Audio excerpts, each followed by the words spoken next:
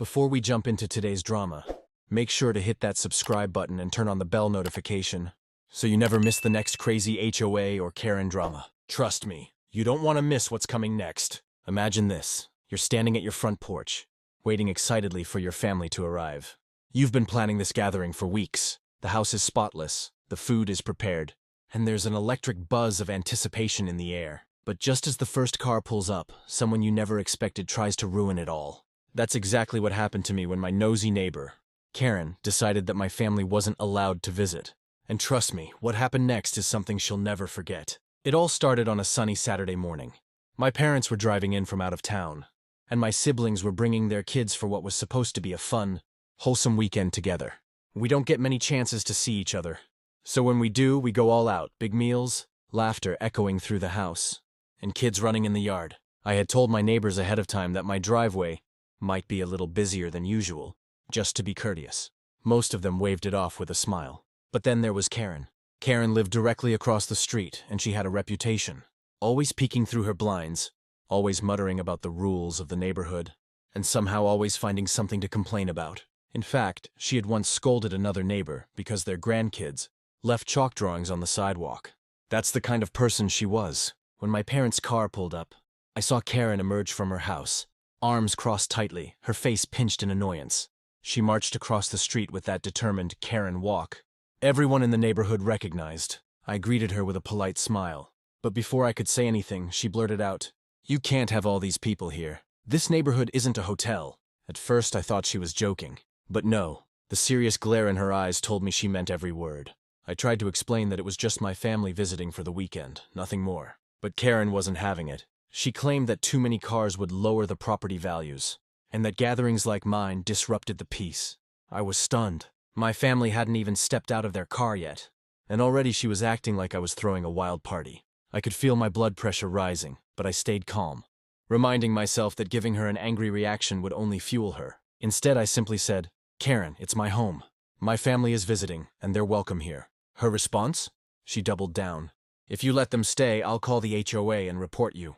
And that's when I realized this wasn't going to be just an ordinary family gathering. It was about to turn into a showdown.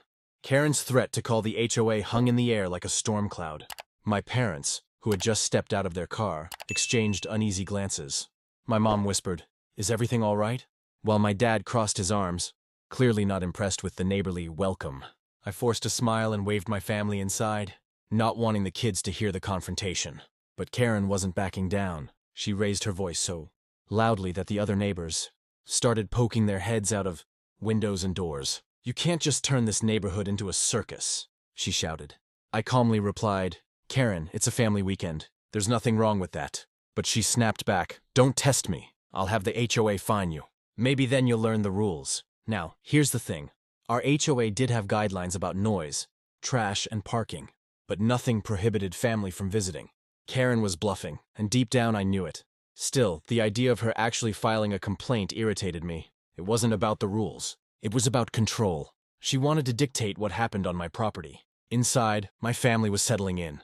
The kids were laughing, already asking if they could play in the backyard. But instead of enjoying the moment, my phone buzzed. It was a message from the HOA president. Karen had wasted no time. She'd already sent a complaint, claiming that I was hosting an unauthorized event. I sighed and called him back immediately. To my relief, he was reasonable. "I know how she can be," he said almost apologetically. "There's no problem with your family visiting. Just make sure cars aren't blocking anyone's driveway and you're fine." That should have been the end of it. But with Karen, nothing was ever simple. The next morning, I walked outside to grab the paper and found her pacing by the sidewalk, phone in hand. She stopped me with a smirk. "Enjoy your time while it lasts," she said coldly. "The HOA may have let it slide, but I'm not done. This neighborhood has standards." It was then that I realized she wasn't just trying to stop my family from visiting. She was trying to intimidate me, bully me into compliance, and I wasn't about to let that happen. So I made a decision. If Karen wanted a battle, she was going to get one. But it wouldn't be on her terms. It would be on mine. And little did she know, my entire neighborhood was about to witness her downfall. By the time Sunday afternoon rolled around, Karen's antics had reached a boiling point. She had already tried the HOA. She had already tried intimidation.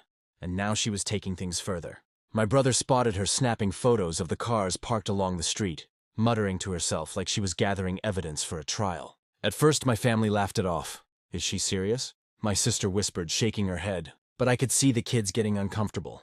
They were supposed to be playing tag in the yard, not worrying about a neighbor acting like a security guard. That's when I decided to flip the script. I called over to Karen, loud enough for others to hear. Hey, Karen, if you're that worried, why don't you come say hello to my family instead of hiding behind your camera? She froze, then puffed herself up like a cat about to pounce. I don't need to meet them. They don't belong here. Those words, they don't belong here, hit harder than she probably intended.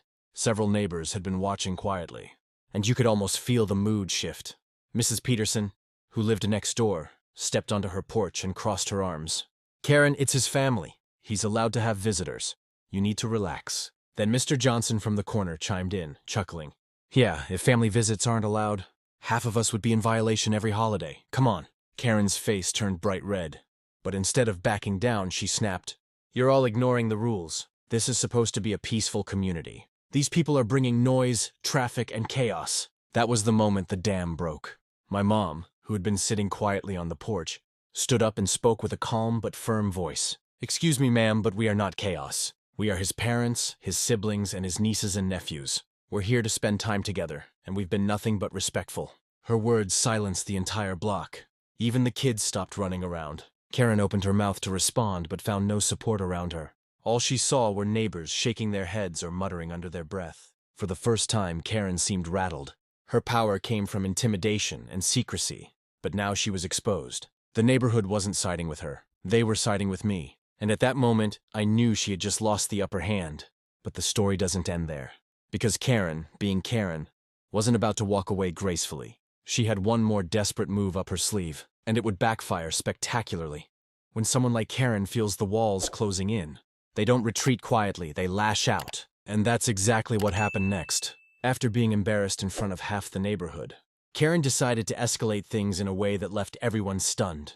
That evening, as the sun dipped below the rooftops, we were gathered around the backyard fire pit, roasting marshmallows and sharing stories. It was the kind of simple joy that makes family time special.